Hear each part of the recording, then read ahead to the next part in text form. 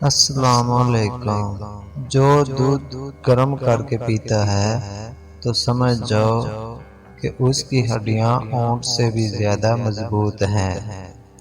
جو الائچی والا دودھ پیتا ہے تو سمجھ جائے کہ اس کی موت کسی لا علاج بیماری کی وجہ سے نہیں ہوگی۔ جو ہلدی والا دودھ پیتا ہے تو سمجھ جاؤ کہ اس پر سانپ اور بچھو کا زہر اثر نہیں کرے گا۔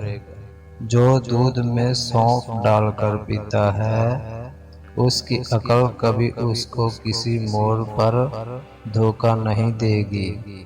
جو دودھ میں السی کا دانہ ڈال کر پیتا ہے اس کی نظر الو سے بھی تیز ہو جاتی ہے۔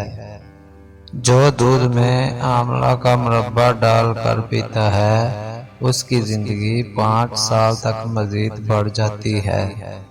جو دودھ میں گاجر ڈال کر پیتا ہے اس کے چہرے کی جلد 90 سال تک نہیں پھٹے گی۔